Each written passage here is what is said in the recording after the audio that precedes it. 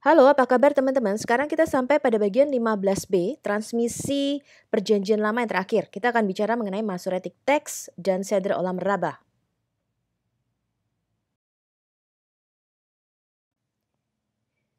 Pada video yang sebelumnya, kita sudah membahas mengenai 6 manuskrip Alkitab, teks Sinai, Nayotic Text, Quatur Doshim, kemudian Septuaginta, dan teks Samaria. Pada episode kali ini, kita akan membahas teks Masoretic, teman-teman.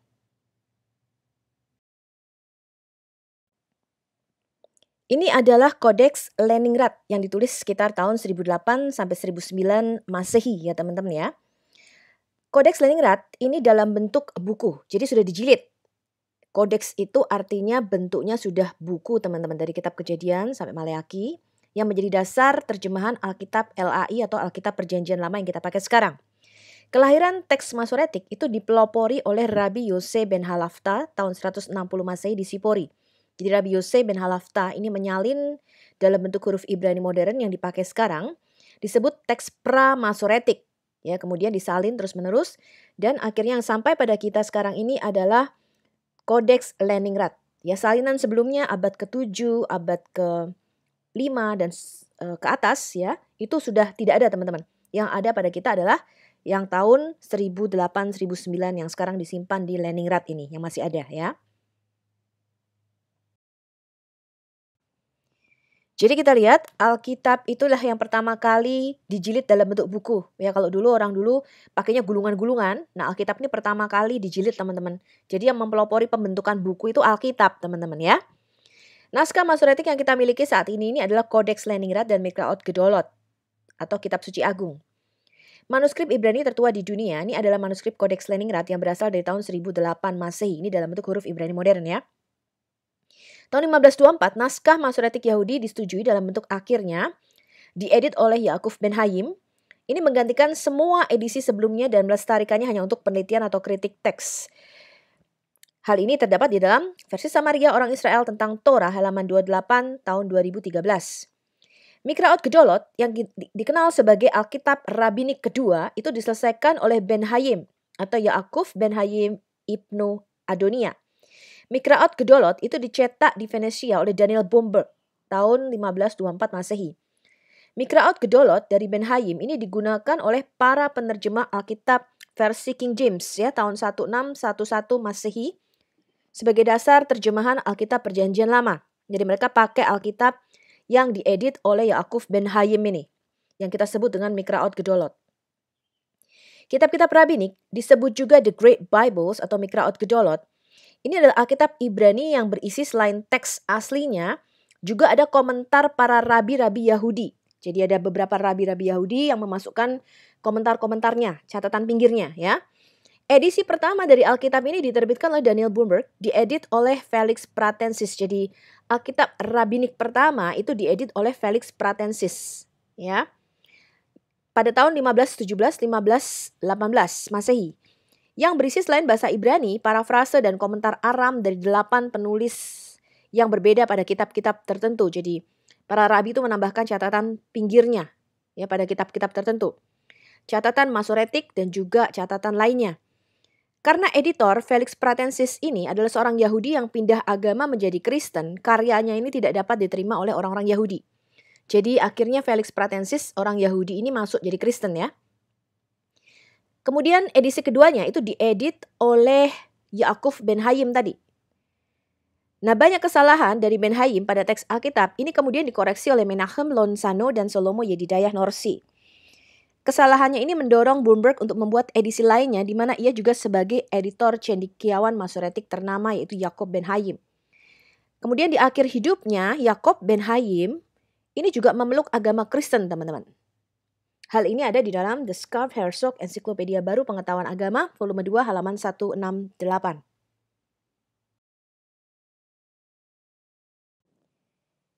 Mikraot Gedolot itu pada dasarnya sama dengan yang ada di dalam Alkitab Rabbinik pertama yang diedit oleh Felix Pratensis dan dicetak oleh Daniel Bomberg di Venice pada tahun 1517. Mikraot Gedolot ini disebut Alkitab Rabbinik kedua, diedit oleh Yaakov ben Hayim, dicetak juga sama oleh Daniel Bomberg, juga di Venesia pada tahun 1524-1525. Jadi Alkitab Ibrani tercetak pertama yang memiliki masora di pinggirnya. Jadi catatan pinggir ya, catatan kaki. Dan teks yang direproduksi ini menjadi teks Masoretik standar selama lebih dari 400 tahun. Edisi ini juga menetapkan aturan untuk tata letak yang digunakan di dalam Alkitab Rabbinik berikutnya. Hal ini diambil dari The Aramaic Bible, Psalms, volume 16, halaman 22. Karya cetakan Venetian Daniel Boomberg, seorang saudagar Kristen yang kaya dari Antwerp, memiliki pengaruh besar pada sejarah berikutnya dari Alkitab Ibrani yang dicetak.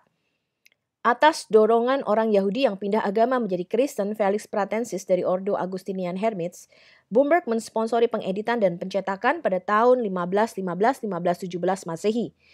Kemudian dari apa yang dikenal sebagai The First Rabbinic Bible, sebuah karya 4 volume yang sepenuhnya mempunyai komentar Targum dan para rabi di pinggirnya. Edisi ini juga patut dicatat karena pembagian bab Kristen ditandai untuk pertama kalinya di dalam Alkitab Ibrani untuk membagi buku-buku Samuel, Tawarik, dan Esra Nehemia menjadi 2 buku masing-masing dan mencatat konsonan bacaan atau kere untuk pertama kalinya di dalam margin. Ada di dalam ISBE Teks Perjanjian Lama volume 8 halaman 810. Jadi Alkitab aslinya itu kan tidak ada bab, tidak ada ayatnya ya. Quran itu mencontoh Alkitab teman-teman. Ya, ada Quran surah sekian ayat sekian itu mencontoh pembagian Alkitab kita. Jadi aslinya Alkitab kita ini tidak ada bab atau ayatnya. Ya, makanya kadang-kadang ada selisih antara Alkitab Perjanjian Lama kita LAI dengan versi bahasa Inggris ya, dikasih dalam kurung kalau di Alkitab kita ya. Sungguh ironis bahwa 3 orang yang berpengaruh yang memproduksi Mikraot Gedolot Jewish Bible, yaitu Daniel Boomberg, Felix Pratensis, dan Ben Hayim, semuanya adalah orang Yahudi yang pindah agama menjadi Kristen. Ya, akhirnya mereka semua jadi orang Kristen ya. Editor Felix Pratensis itu bertobat sebelum ia bekerja pada teks Ibrani, dan editor Ben Hayim itu masuk Kristen setelah ia bekerja keras dengan cetakan Alkitab Perjanjian Lama. Jadi ketika mereka menerjemahkan atau mengedit ulang ya bahasa Ibrani Alkitab ini, mereka malah menemukan Mesias teman-teman ya. Mereka akhirnya menjadi Kristen. Nah, selain Kodeks Leningrad, kita juga mempunyai namanya Kodeks Aleppo. Kodeks Aleppo itu disebut juga dengan Keter Aram Sofa. Ini adalah naskah Alkitab Ibrani terjilid juga ya dari abad pertengahan. Kodeks ini dibuat pada abad ke-10 Masehi. Naskah ini sudah lama dianggap sebagai dokumen paling otoritatif di dalam tradisi Masorah, yaitu tradisi penyalinan dan pengawetan naskah bahasa Ibrani yang dipelihara dari generasi ke generasi. Sejumlah tulisan yang ditemukan itu menunjukkan bahwa Kodeks Aleppo ini dipakai sebagai rujukan oleh para sarjana-sarjana Yahudi di sepanjang abad pertengahan. Studi modern telah menunjukkan Kodeks Aleppo ini memakai prinsip Masoretik yang sangat akurat. Hal ini ditunjukkan dengan sangat sedikitnya kesalahan di dalam 2,7 juta ortografi. Ortografi ini diperbaiki di dalam teks Masoret. Banyak para sarjana tradisi Masoret yang berpandangan bahwa naskah ini merupakan teks Masoret yang paling dapat dipercaya. Tetapi sayangnya teman-teman, pada waktu terjadi kerusuhan terhadap orang Yahudi di Aleppo pada bulan Desember 1947, sejumlah orang Arab itu membakar sinagog tempat naskah itu disimpan dan juga merusak kodeks ini. Setelah perusakan itu, hanya 294 dari 487 halaman asli yang dapat diselamatkan. Jadi hampir separuhnya ya. Secara khusus hanya beberapa halaman terakhir dari kumpulan kitab Taurat yang tersisa, meskipun bagian-bagian Alkitab Ibrani lainnya masih ada. Jadi memang kita lihat Muslim ini sukanya membakar ya teman-teman ya, karena Qur'annya sendiri dibakar. Makanya bagaimana caranya kita bisa menyadarkan saudara-saudara Muslim kita ini teman-teman? Dengan cara pengetahuan. Jadi kalau Anda tidak mau belajar atau Anda tidak mau menambah pengetahuan Anda, kita akan rugi sendiri teman-teman. Sekarang sarjana-sarjana barat ya di Amerika kemudian di Eropa sudah menyadari pentingnya apologetika ini teman-teman. Pentingnya kita belajar sejarah Islam, terbentuknya Quran dan bagaimana ideologi Islam ini. Ya, tadinya mereka nggak peduli teman-teman karena kan mereka tinggalnya di negara Kristen ya, tapi Kristennya Kristen tradisi. Jadi anak-anaknya itu yang penting pokoknya ke gereja ya. Nggak tahu deh pokoknya Alkitab kamu baca nggak kamu baca terserah, kamu tahu nggak kamu tahu juga terserah gitu ya. Jadi Kristennya tuh Kristen ritual. Akhirnya banyak dari mereka yang menjadi ateis ya. Kalau kita lihat ateisme itu berkembang sangat pesat sekali di Eropa maupun di Amerika. Dan ketika mereka anak-anaknya masuk nih para imigran-imigran Muslim mencoba menyebarkan agama mereka dengan membagi-bagi traktat ya. Muslim itu mencoba menyebarkan ideologi mereka. Kelabakan teman-teman, ketika anak mereka mulai menjadi muslim, ya. Makanya sama seperti yang kemarin kita lihat beberapa orang Korea, ya, menjadi mualaf, menjadi muslim. Kenapa teman-teman? Ini karena pendidikan pengetahuannya kurang. Dan ini yang juga saya prihatinkan. Jadi gereja itu tidak banyak melakukan apologetika, tidak banyak melakukan pendidikan kepada umatnya. Ya pokoknya asal kamu baca satu hari ya, dia di Markus deh, kamu hari ini baca ya Markus 1 pasal 1. Besoknya Markus 2, besoknya lagi Matius 3, tapi tanpa diberikan pengertian yang benar, teman-teman. Akhirnya ketika diserang oleh orang muslim, Markus itu siapa gitu loh. Kamu baca Injil Markus, baca Injil Matius, kamu tahu nggak Matius itu siapa? Markus itu siapa? Nah, akhirnya mereka kelabakan. Oh iya ya, Markus ini siapa ya? Matius ini siapa ya? Ya, karena mereka sudah dilatih, teman-teman. Jadi, kalau nanti kita lihat sejarahnya Nabil Qureshi, kenapa dia bisa masuk Kristen?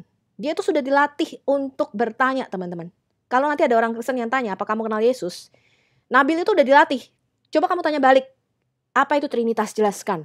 Nah, orang Kristen kan bingung, ya kan? Oh, Trinitas adalah suatu misteri. Akhirnya apa? Akhirnya kita ditipu, teman-teman. Mereka mengatakan bahwa yang benar itu Tuhan itu satu. Pokoknya intil-intil satu. Ya, kalau nggak satu itu bukan Tuhan namanya. Ya. Nah, akhirnya karena tidak terdidik di dalam apa? Kemarin kita lihat di dalam ajaran-ajaran yang sehat, dasar-dasar iman. Itu orang Kristen nggak dididik, teman-teman. Ya. Makanya saya membuat channel Apologetika ini untuk mendidik yang mana keluarga Anda mungkin tidak lakukan itu. Ya, keluarga Anda, bapak ibu Anda, pokoknya asal kamu sekolah minggu deh. Di sekolah minggu ngapain? Ya nyanyi. Nyanyinya apa? Ya mengasihi Tuhan Yesus, mengasihi sesama gitu. Tapi nggak tahu tuh, ya Alkitab Perjanjian Lama itu dari mana? Ya kenapa bisa disebut kitab Taurat? Ya kitab Taurat itu ternyata tidak turun dari langit. Ya akhirnya supaya apa? Anak-anak kita nanti nggak buka mualaf center, teman-teman. Ya, Anda lihat itu, kalau Anda bicara dengan apologetika Muslim, mereka suka ngeyel. Kenapa ngeyel, teman-teman? Karena pengetahuannya nggak ada. Jadi mereka itu menangnya menang ngotot. Pokoknya ini bacarnya tuh Muhammadim. Kalau Muhammadim berarti ini Muhammad, menubuatkan Muhammad. Kenapa begitu, teman-teman? Karena tadi loh, teman-teman, bodoh. Ya, karena bodoh jadi ngotot. Mereka tidak punya pengetahuan. Caranya bagaimana? Caranya harus dengan kunci pengetahuan. Ya, maka mereka nggak tahu kenapa ya Yesus itu kok bisa jadi keponakannya Musa dan Harun. Mereka bilang nggak usah belajar sejarah. Jadi kalau Anda lihat sama Muslim-Muslim yang abangan, yang Muslimnya nggak tahu apa-apa, pokoknya taunya cuma Allah. Ya, pokoknya taunya cuma Allah. Kristen itu kafir. Allah, SWT itu Tuhan yang paling benar. Ketika Anda bicara dengan orang-orang seperti ini lebih susah, teman-teman. Kenapa? Karena menang ngotot. Mereka nggak punya pengetahuan. Tapi kalau Anda bicara dengan syekh-syekh Arab, ya mereka yang ngerti banget hadits, mereka yang ngerti banget sejarah Quran, mereka ngerti banget sejarah terbentuknya Islam, itu jauh lebih mudah. Kenapa? Mereka nggak bisa ngotot. Kenapa? Mereka ngerti soalnya. Gitu loh, teman-teman. Ya, tapi kalau Anda bicara sama orang-orang yang biasa-biasa, ya itu nggak ngerti apa-apa, ya itu Anda tunjukkan kasih aja lah, ya. Kenapa? Karena mereka diajak ngomong juga ngerti sih, ilmunya nggak nyampe gitu. Ya ilmunya tuh nggak nyampe. Pokoknya Allah SWT itu pasti Tuhan. Selain Allah SWT itu pasti salah. Nah, taunya cuma itu. Tapi begitu kita buka, ya begitu kita buka, loh kok ini mereka nggak bisa jawab. Kenapa? Mereka sudah didoktrin dari keluarganya untuk percaya saja. Nah, ini orang Kristen nggak boleh begitu. Ya, orang Kristen tidak boleh melakukan percaya buta. Kita harus bisa menjawab doktrin Trinitas. Kita harus bisa menjawab keilahian Yesus. Itu harus bisa, teman-teman, ya. Jadi saya sarankan buat teman-teman, kalau Anda mau berapologetika, Anda mau berdebat, Anda itu berdebatnya sama orang-orang sekelas syekh, teman-teman. Ya, jadi kalau Anda mau berdebat apologetika itu sekelas syekh. Kenapa kalau sekelas Nandar Yonatan, Esa Raflesa, ya itu menang ngotot, pengetahuannya nggak ada. Jadi kayaknya pinter tuh, tetapi ternyata menangnya menang ngotot. Jadi percuma berdebat sama mereka, teman-teman. Kenapa? Pengetahuannya cetek soalnya. Ya, makanya Anda lihat tuh kalau Nandar Yonatan itu berdebat, ya, dia selalu ngotot, dia selalu membaca menurut naskahnya sendiri. Muhammadim. Ini bacanya Muhammadim, ini pasti Muhammad. Kemudian di kitab Yohanes itu dibacanya Periklitus, padahal udah jelas naskah aslinya Parakletos. Kenapa ngotot? Kunci pengetahuannya nggak ada, teman-teman. Jadi kalau Anda ngomong sama orang yang levelnya cetek, ya, yang level pengetahuannya itu nggak ada, itu susah. Ya, Anda akhirnya adu debat dengan mereka. Ya, sekarang kalau kita melihat, kita bicara sejarah, mereka tuh bicaranya ngotot. Orang nggak mungkin, pokoknya ini Mekah ini dibangun sama Abraham sama Ismail. Mana buktinya? Mana bukti arkeologinya? Mana data sejarahnya? Ya, mereka percaya bahwa Quran itu merupakan firman Allah yang diturunkan, terjaga dari segala kesalahan, ya, sampai titik komanya tuh persis plek dengan apa yang waktu itu diturunkan kepada Nabi Muhammad. Tetapi ternyata di level ilmuwan, di level cendekiawan itu nggak seperti itu. Nah, kenapa kita susah bicara sama orang-orang yang ngototan kayak gini, teman-teman? Ilmunya tuh nggak ada masalahnya. Tapi kalau Anda bicara ya, kemarin saya lihat videonya Yasir Qadhi. Yasir Qadhi ini bukan orang sembarangan.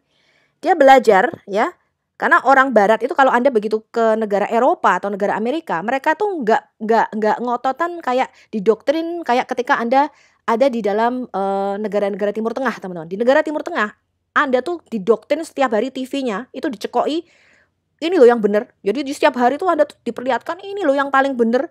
Anda tuh tidak boleh melihat ke kanan, melihat ke kiri untuk mempertimbangkan. Anda nggak boleh berpikir di luar out of the box, itu nggak boleh.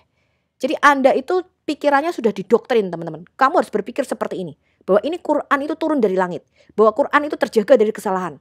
Ya, tetapi ketika kita lihat, loh manuskripnya kok nggak ada. Nah ini dari mana? Loh dari hafalan seorang. Loh hafalan siapa ini? Hafalan Hafs. Lah siapa itu Hafs? Gitu loh. Ya, kemudian kapan dicetak nih? Oh tahun 1924. Cetaknya di mana? Di Al-Azhar, di mana? Di Kairo. Tapi ketika Anda masuk ke level ilmuwan, ketika Anda masuk bicara dengan apologetika yang berilmu, ya, yang ngerti, bukan kayak Mimi Hijab, Muhammad Hijab kayak gitu enggak. Ya, Mimi Hijab itu juga menang ngotot, ya, tapi nggak ngerti apa-apa. Ketika Anda masuk ke level cendekiawan, itu enggak gitu, teman-teman. Mereka berdasarkan apa? Manuskrip. Dari mana nih Quran? Kapan dicetaknya? Ya. Jadi mereka cek and recheck. Nggak seperti di negara-negara Arab, negara-negara Timur Tengah. Kenapa? Negara Islam itu seperti negara komunis. Ya, TV itu tidak boleh, teman-teman. Satu, jadi berita itu harus satu. Ketika saya melihat ya, saya pernah melakukan ini, teman-teman.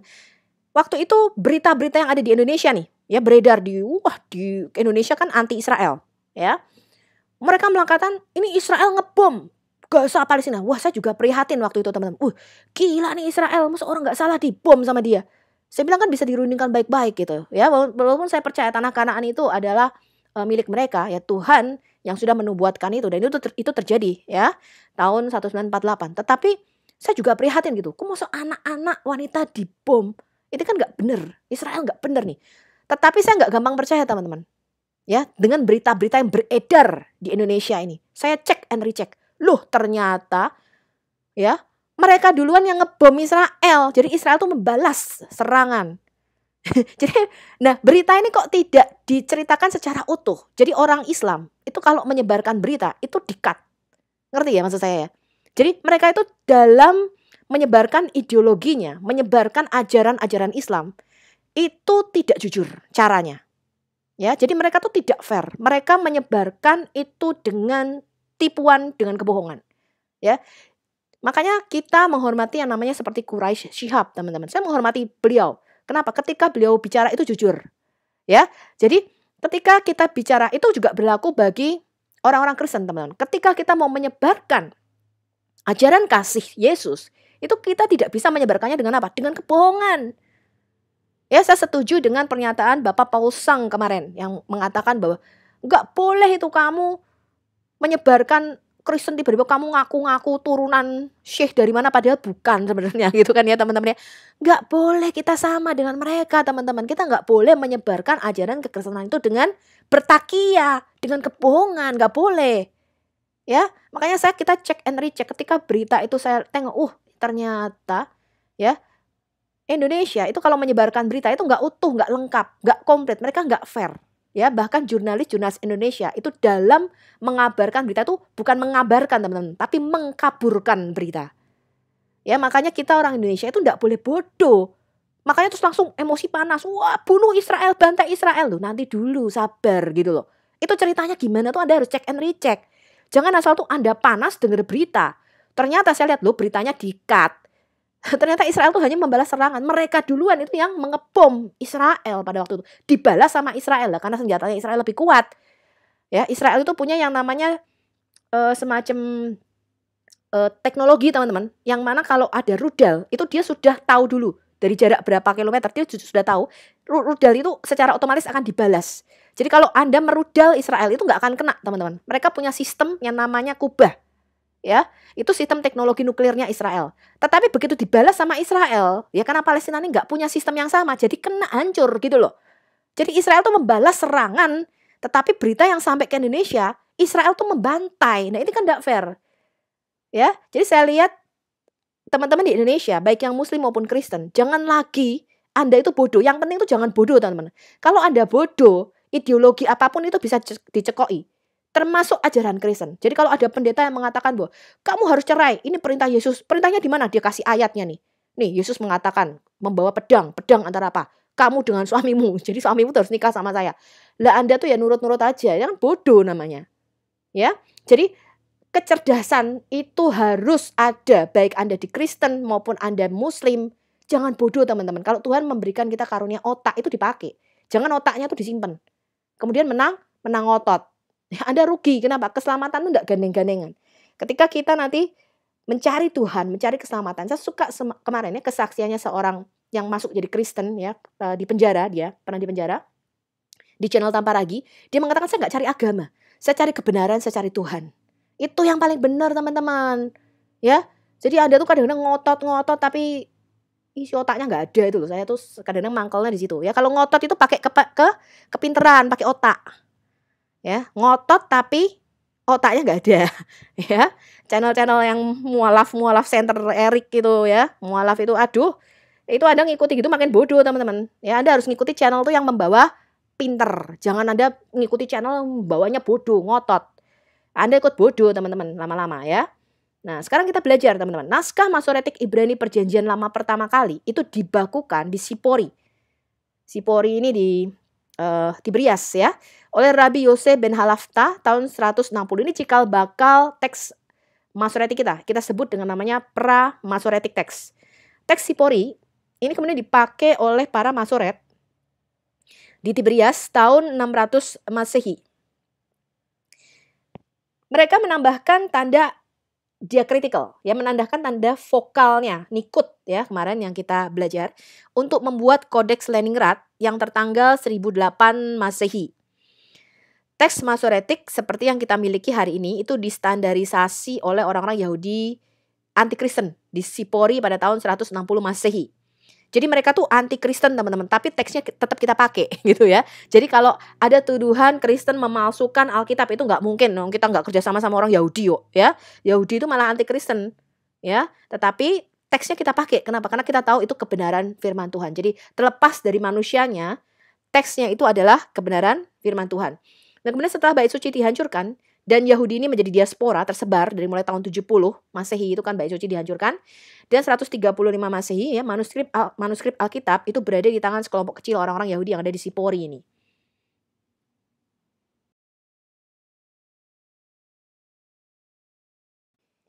Oke, ini adalah varian tekstual tunggal di dalam Perjanjian Lama antara Septuaginta LXX dan teks Masoretik kita.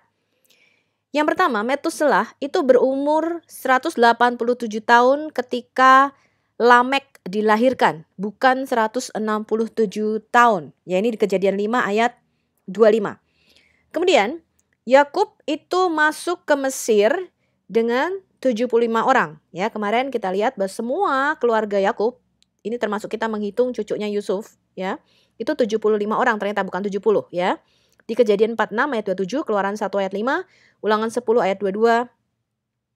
Dikuatkan kembali oleh kesaksian Stefanus di Kisah Rasul 7 ayat 14.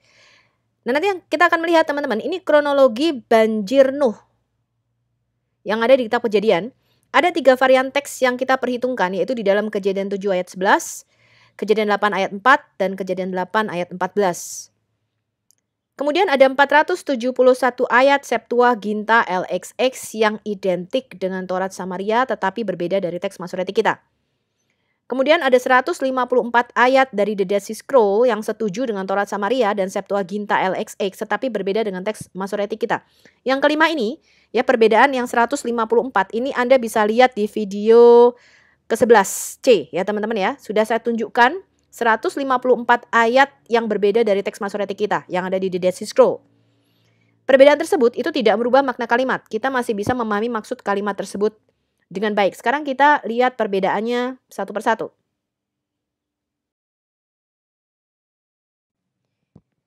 Berapa usia Metusaleh ketika Lamek lahir? Di Kejadian 5 ayat 25, Metusaleh hidup 187 tahun dan memperanakkan Lamek. Ini ada di teks Masoretik kita ya, LAI ngikuti teks Masoretik ini ya. Versus dan Metusaleh hidup 167 tahun dan memperanakkan Lamek. Ini ada di Codex Alexandrinus salinan Septuaginta LXX. Sumber tulisan lain yang membacanya 187 tahun antara lain Demetrius itu tahun 225 sebelum Masehi. Kronologi Demetrius ini mencakup 187 ya, tetapi tidak menyatakan angka secara eksplisit. Kemudian Philo ini juga sejarawan ya, filsuf Yahudi. Membacanya juga 187 tahun. Kemudian Josephus tahun 70, Seder Olam Rabah yang ditulis 160 Masehi itu juga membacanya 187 tahun, termasuk sejarawan Julius Africanus Sextus ya. Codex Cottonianus tahun 400 Masehi, kemudian Codex Alexandrinus A itu mengalami koreksi dari 167 menjadi 187. Kemudian Codex Coislianius itu juga membacanya 187 dan lebih dari selusin papirus lainnya yang kita temukan itu tertulisnya 187 tahun. Kesimpulannya, usia Metusaleh untuk Lamek itu adalah 187 bukan 167 tahun. Kejadian 5 ayat 25 ya, Josephus dan Masoretic Text memiliki bacaan yang benar. Dengan semua bukti yang kita uraikan di atas, kita dapat dengan tegas mengklaim bahwa pembacaan 167 untuk usia Metusaleh di dalam Codex Alexandrinus A dari Kejadian 5 ayat 25 ini adalah kesalahan juru tulis awal dan bukan bagian dari terjemahan LXX aslinya tahun 282 sebelum Masehi. Hal ini ada di dalam bukunya Usia Metusaleh dalam Kejadian 5 ayat 25 dan kronologi awal Septuaginta LXX, kritik pada bukti tekstual dan historis Henry Smith tahun 2017. Jadi teks Masoretik kita sudah benar ya, membacanya 187 tahun.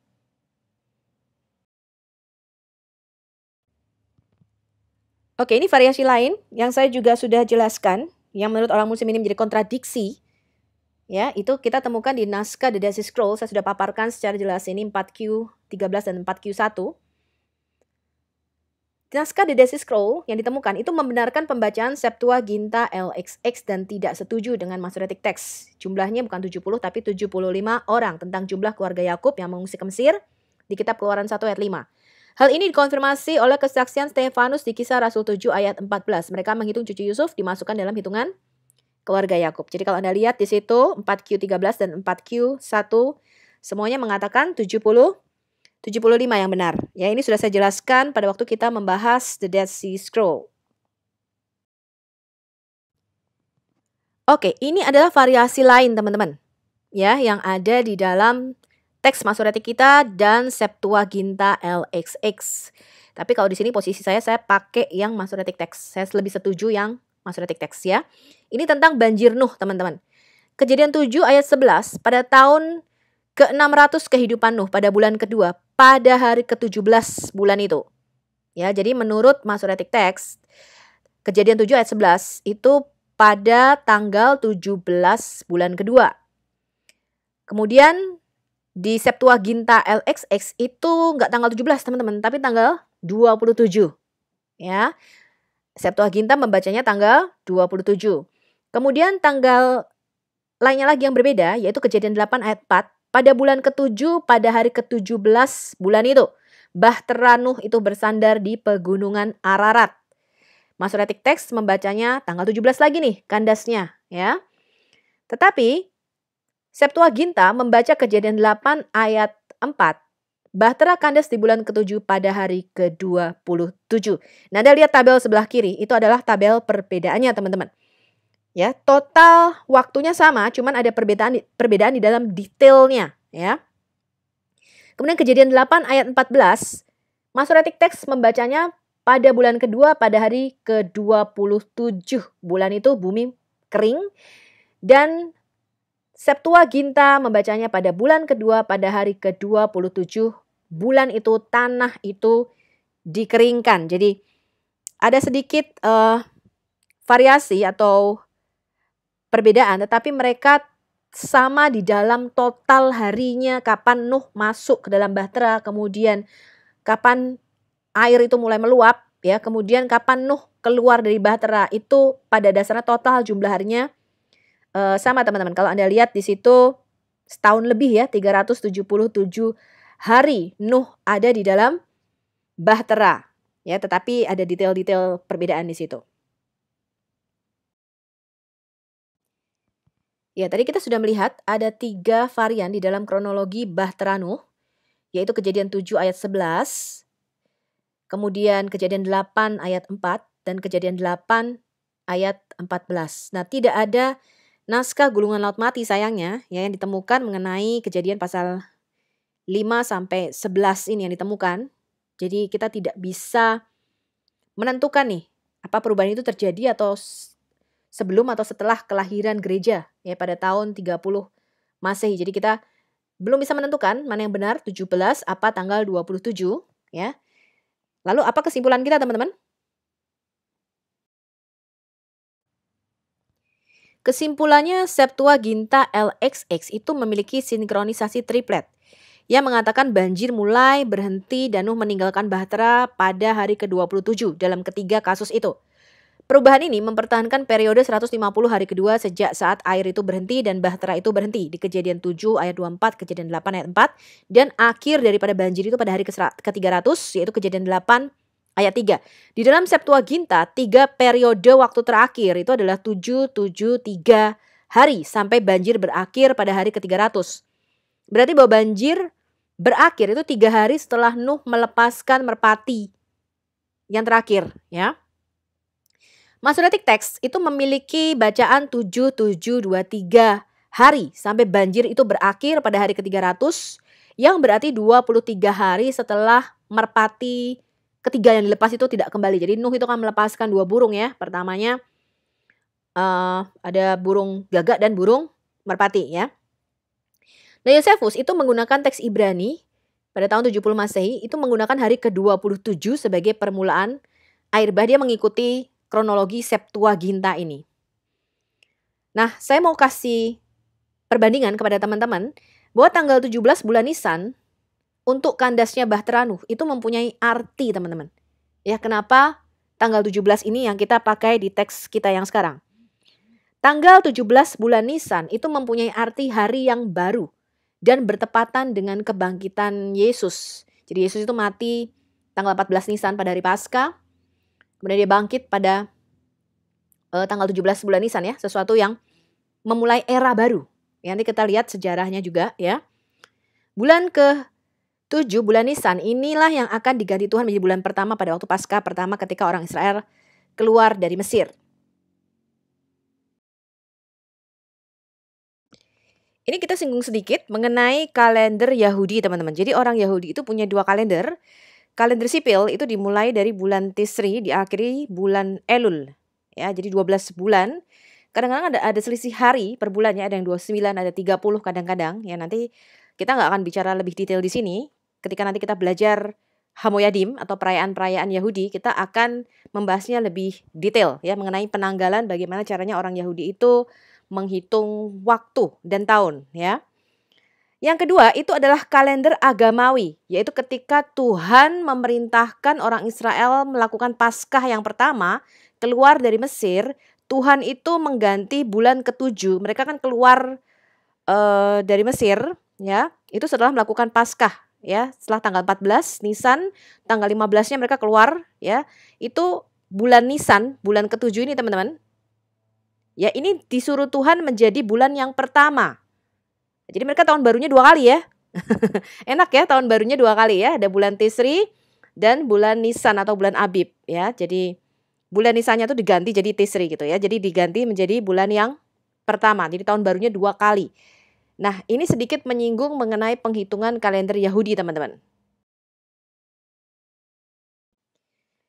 Oke, ini kita lihat bedanya 471 ayat-ayat Septuaginta yang sama dengan Taurat Samaria tetapi berbeda dari teks Masoretik kita. Di Kejadian 2 ayat 2 misalnya, Tuhan berhenti dari semua yang dia kerjakan itu pada hari ke-6. Tetapi di teks Masoretik kita, di Alkitab LAI kita itu hari ke berapa? Hari ke-7 ya. Seharusnya hari hari ke-6 ya, karena hari ke-7 kan udah Sabat, udah liburan ya. Nah, nanti Muslim ngomong katanya, "Tuhan kok istirahat, Tuhan kok capek?" Bukan ya, Tuhan rest, kata rest di dalam bahasa Inggris itu bukan berarti dia, "Aduh kecapean nih udah 6 hari kerja," gitu ya, bukan gitu teman-teman ya.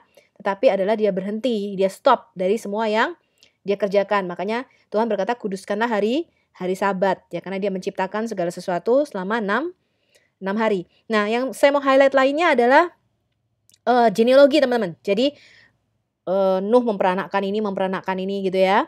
Ini kalau kita lihat teman-teman di Kejadian 11 ayat 12, itu yang benar 135 tahun, di Alkitab kita 35 tahun. Jadi makanya kemarin saya bilang, Adam itu sebenarnya punya anak-anak banyak teman-teman. Tetapi pada usia dia ke 130 baru dia melahirkan Set sebagai pengganti Abel yang dibunuh oleh Kain. Jadi bukan dia nggak punya anak sampai 130 tahun gitu ya, ngapain aja gitu Adam, memangnya main catur? Kan enggak gitu ya. Dia beranak pinak teman-teman, ya. Jadi, mandat pertama yang diberikan Tuhan kepada Adam apa? Beranak cuculah, ya. Jadi kawin itu mandatnya Tuhan memang ya. Jadi jangan nggak kawin ya teman-teman ya, usahakan Anda menikah ya. Nah, karena kawin itu mandat Tuhan yang pertama kali, penuhilah bumi ini gitu. Tapi satu istri aja teman-teman ya, jangan kayak orang muslim tuh anaknya banyak, karena istrinya banyak juga ya, istrinya 4, anaknya 10, 15 ya. Jadi perkembangan Islam menjadi banyak, enggak ya, satu istri aja ya. Nah, kemudian di Kejadian 11 ayat 13 teman-teman, itu yang benar 303, 403, kita nggak tahu mana yang benar ya. Tetapi masuk akal sih ya, antara 300 sampai 403 tahun. Kemudian Kejadian 11 ayat 16, di Alkitab kita cuma 34 tahun, yang benar adalah 134 tahun.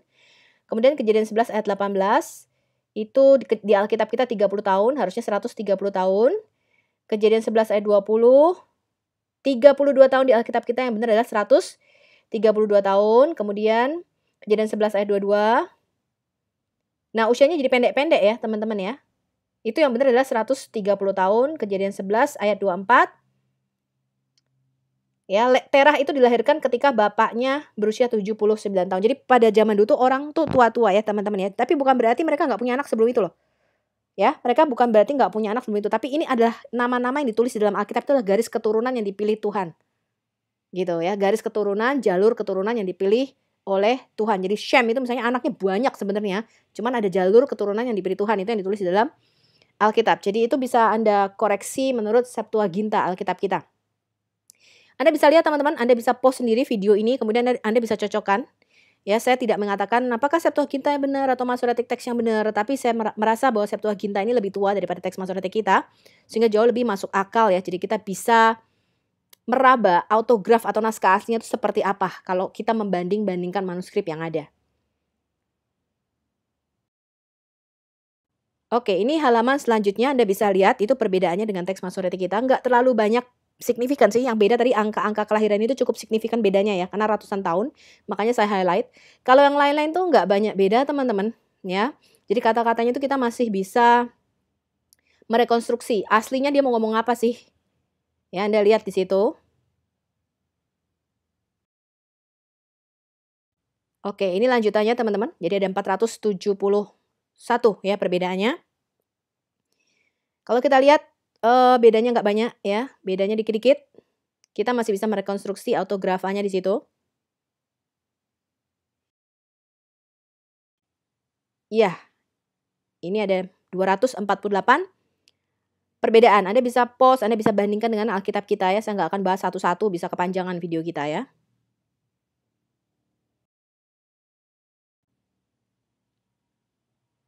Ya, ini sampai nomor 309.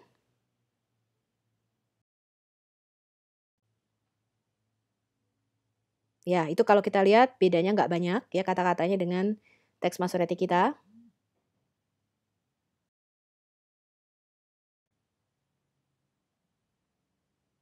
Oke, Anda bisa lihat di situ teman-teman. Masih sama ya teman-teman ya, tidak ada perbedaan kecuali dalam hal angka-angka. Nanti kita akan bahas sedikit kalau mengenai kronologi angka-angka usia tahun itu ya.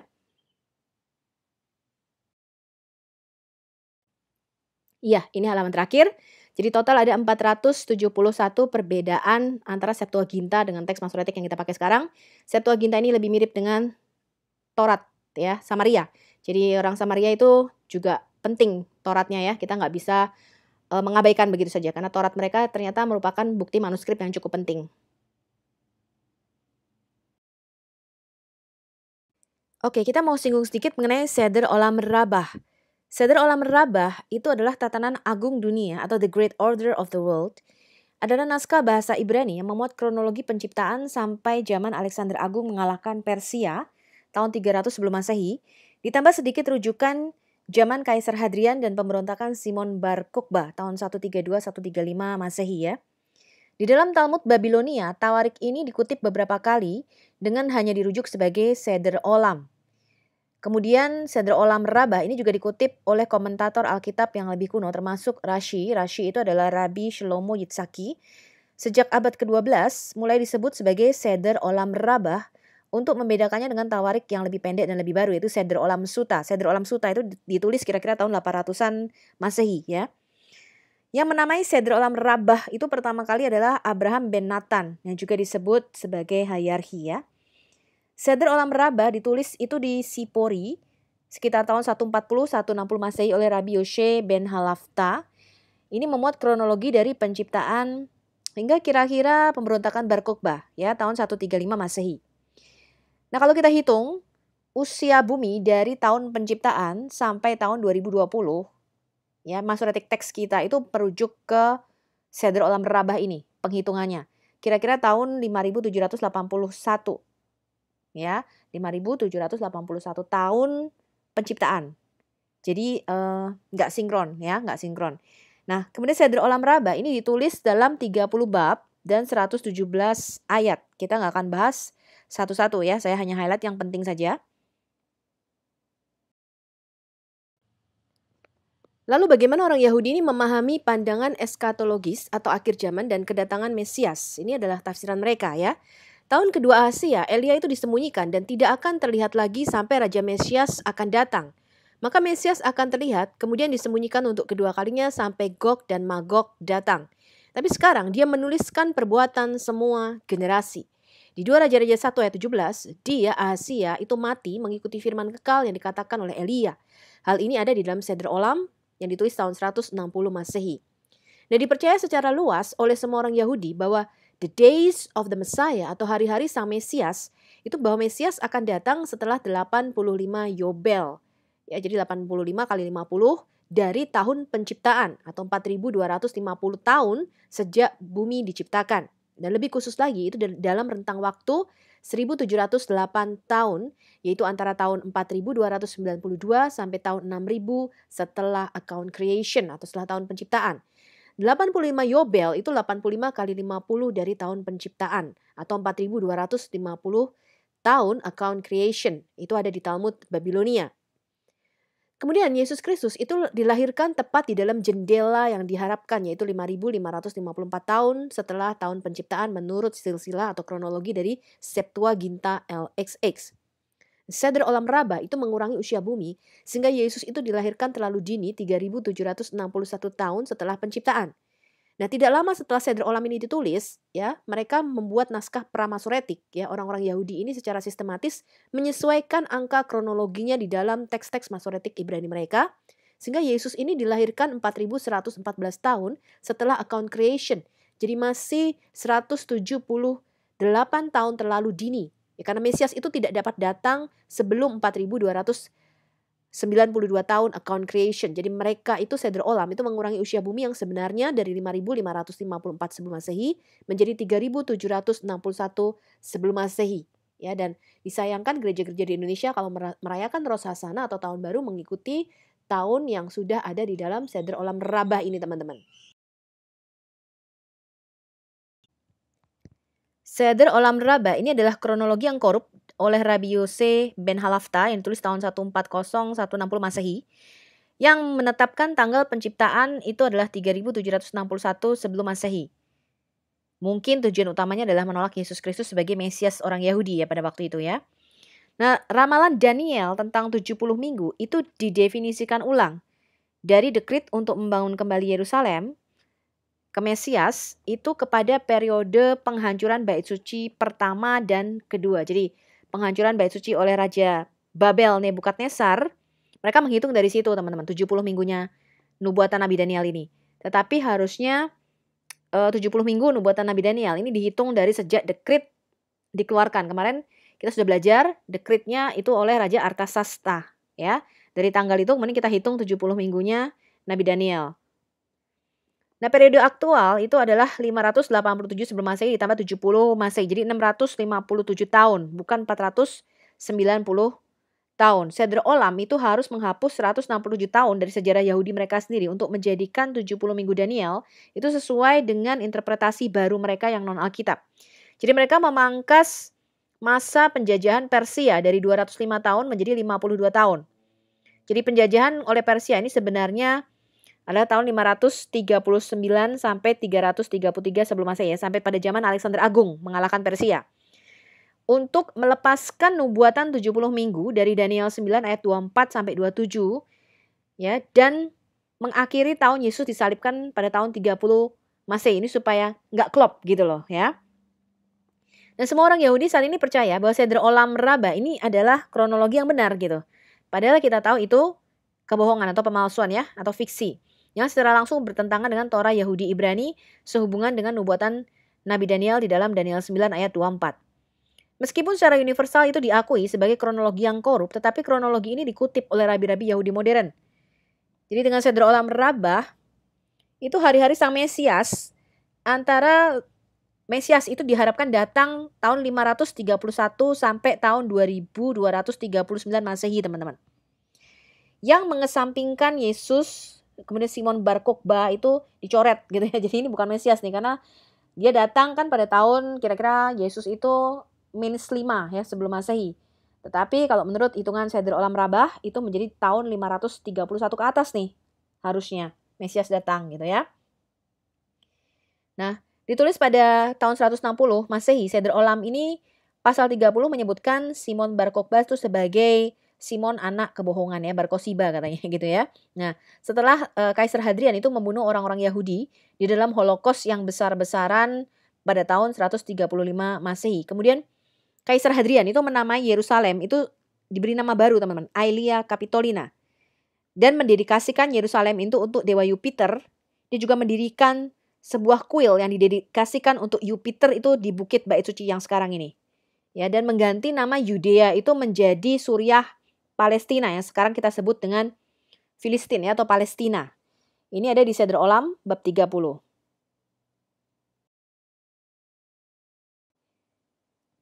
Fakta bahwa semua orang Yahudi saat ini menolak kronologi teks Masoretik mereka sendiri dan menggantinya menggunakan tawarik yang ada di Seder Olam Rabbah itu sebagai dasar dari sistem penanggalan Yahudi modern mereka. Nah, mengapa ini disebut rahasia, teman-teman? Jawabannya, orang Kristen itu hampir secara universal tidak mengetahui keberadaan dokumen ini. Dan para rabi Yahudi ini ingin mempertahankan ketidaktahuan orang Kristen tentang Seder Olam Rabbah. Jadi berjalan ke sinagog tanpa mengetahui tentang Seder Olam Rabbah itu seperti berjalan ke masjid tanpa mengetahui tentang Al-Quran. Gitu ya. Jadi orang Yahudi ini mengatakan tahun kita ini ya 2020 ini baru sekitar 5.780 lah ya. Harusnya kalau kita hitung usia sebenarnya itu harusnya sudah berapa, berarti 4.000-an ya, 4.000 ditambah 2, harusnya 6.000 sekian ya kan. Nah, dikompres sama mereka. Nah, mereka ingin mempertahankan ketidaktahuan kita tentang Seder Olam Rabbah ini, teman-teman. Orang Yahudi ini telah meninggalkan kronologi tanak mereka di naskah Masoretik ya, dan juga Septuaginta, kemudian menggunakan kronologi Seder Olam Rabbah ini. Bahkan lebih rusak lagi nih, menetapkan 6.000 tahun itu pada tahun 2239 Masehi. Dan jika Anda menemukan hal ini sulit dipercaya, Anda ketik aja di Google gitu ya. Anda ketik Jewish date 2020. Ya, kalau Anda ketik Jewish date 2020, Anda akan melihat hasilnya adalah 5.781 tahun account creation. Ya, mereka selalu menghitungnya adalah tahun penciptaan. Jadi orang Yahudi itu hari ini mengharapkan Mesias akan datang sebelum tahun 6.000 account creation. Ya, berarti tahun berapa tuh? Ya, kira-kira tahun 2239 Masehi lah ya. Nah, kemudian sistem penanggalan ini itu ditemukan itu tahun 160 Masehi oleh orang-orang Yahudi di Seder Olam Rabbah mereka dan digunakan oleh setiap orang Yahudi modern saat ini, penanggalan ini ya.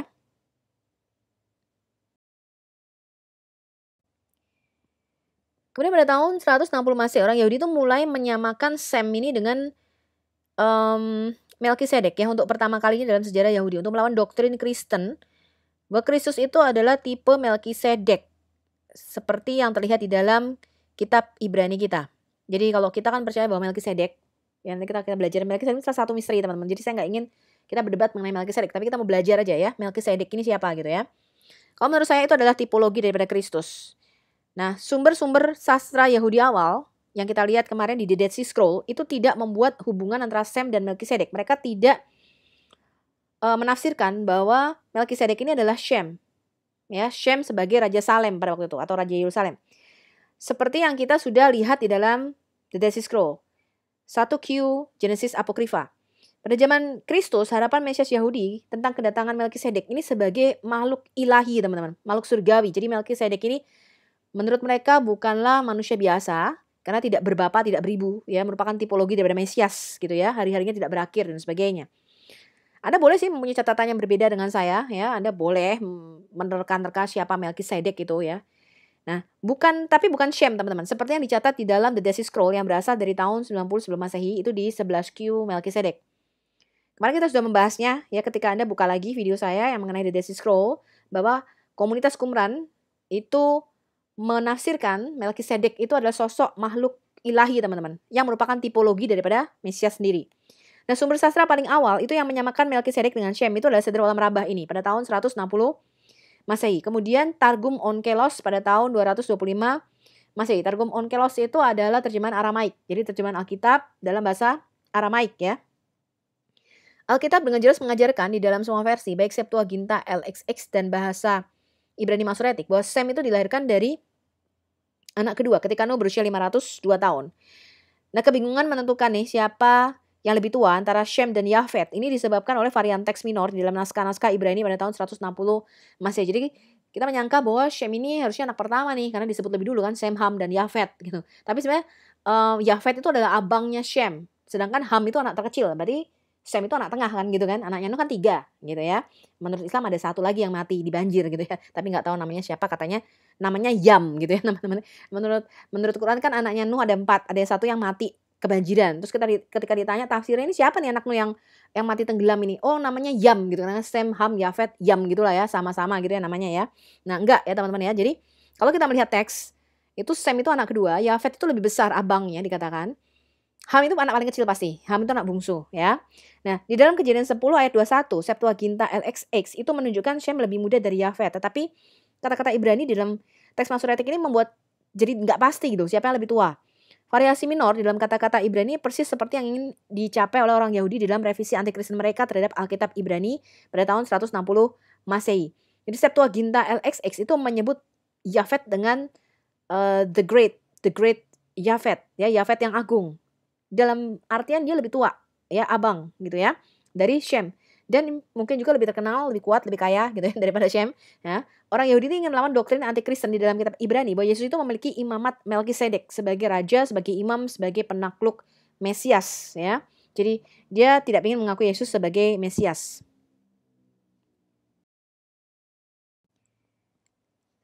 Sekarang kita bandingkan kitab Yobel dan Seder Olam Rabbah, teman-teman. Nah, bagi Anda yang belum tahu kitab Yobel, Anda bisa searching ya apa itu kitab Yobel. Saya rasa beberapa kitab apokrifa yang akan kita pelajari itu boleh kita baca sih, tapi saya mengatakan itu tidak otoritatif ya. Kalau kitab Yobel ya boleh kita baca teman-teman. Tapi kalau kitab orang jujur itu yang ada sekarang itu saya rasa itu nggak valid ya. The Book of Enoch mungkin kita bisa pelajari yang kitab Henok yang pertama karena itu ditemukan juga di gulungan laut mati. Nanti kita singgung sedikit. Nah, kitab Yobel itu kalau kita bandingkan dengan Seder Olam Rabbah, tahun penulisannya, kitab Yobel itu ditulis 170 tahun sebelum Masehi. Seder Olam Rabbah tadi 140, 160 Masehi ya. Kemudian kalau kita hitung jumlah tahun per Yobel. Jadi satu sikel atau satu siklus Yobel itu adalah 49 tahun di dalam kitab Yobel. Di dalam Seder Olam Rabbah itu satu tahun Yobel adalah 50 tahun ya. Kemudian dimulainya tahun Yobel. Di dalam kitab Yobel itu dimulai ketika Yosua menyeberangi sungai Yordan. Ya, jadi kalau Anda baca Alkitab, Tuhan mengatakan pada waktu kamu nanti masuk tanah Kanaan, ya, kamu tuh harus 7 tahun kerja ya, sorry 6 tahun kerja, tahun yang ke-7 tuh kamu tanahnya nggak boleh ditanemin. Itu namanya tahun sabat. Ya, tiap 7 tahun itu tanah harus kamu nggak boleh kerja pokoknya ya. Kerja 6 tahun, tahun ke-7 kamu harus libur. Nggak boleh nanam tanahnya nggak boleh ditanam pokoknya. Ya, jadi tanahnya itu disabatkan, diistirahatkan, ceritanya gitu. Nah, siklus 7 tahunan ini harus diulang sampai 7 kali, teman-teman. Jadi 49 tahun, ya. Kemudian tahun yang ke-50 itu merupakan tahun Yobel. Kamu harus menguduskan tahun ke-50 ini. Ya, orang yang punya utang kepada saudaranya harus dibebaskan dan sebagainya. Ya, budak boleh dibebaskan. Nanti kita lihat sedikit mengenai tahun Yobel ketika kita masuk ke kitab Taurat ya.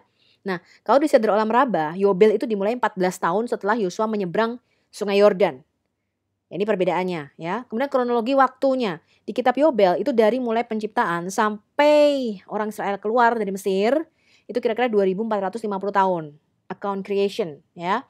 Tapi kalau di Seder Olam Raba dari mulai penciptaan itu sampai 135 tahun Masehi. Itu kira-kira mereka menghitungnya 3896 tahun. Nah, tahun penciptaan kalau kita lihat, kita tarik mundur, menurut kitab Yobel itu kira-kira 3906 tahun. Ya, estimasi nih. Di Seder Olam Raba dari mulai titik 0 itu sampai ditarik mundur sampai penciptaan itu kira-kira 3761 tahun. Gitu, teman-teman ya. Nah, 2450 tahun ini ketika penghitungannya sama, itu mereka menghitung ya, dari penciptaan sampai mereka menyeberang Sungai Yordan itu kira-kira 50 Yobel. Di mana setiap satu siklus Yobelnya adalah 49 tahun. Jadi 49 kali 50 gitu. Ya, Anda hitung sendiri itu berapa tahun.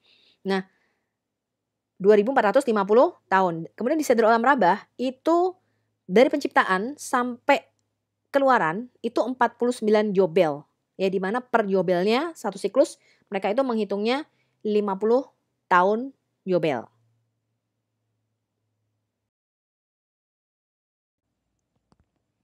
Nah, sekarang kalau kita melihat hanya Septuaginta LXX ya yang mempertahankan kronologi asli untuk sejarah dunia.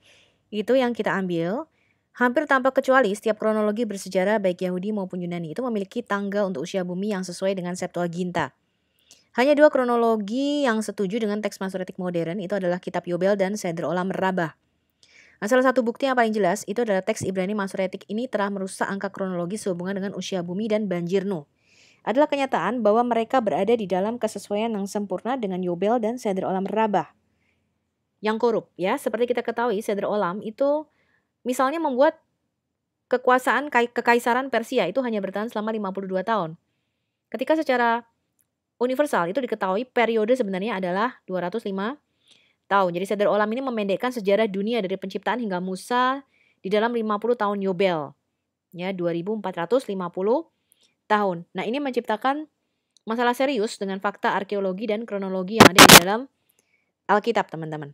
Jadi kalau kita ngikuti sekarang gereja-gereja di Indonesia ini mengikuti kronologi yang Seder Olam Rabah ini ya, ketika mereka merayakan Rosh Hashanah atau tahun baru, mereka mengambil tahun 5780 account creation ya, tahunnya Yahudi. Ya padahal harusnya kita pakai yang Septuaginta LXX.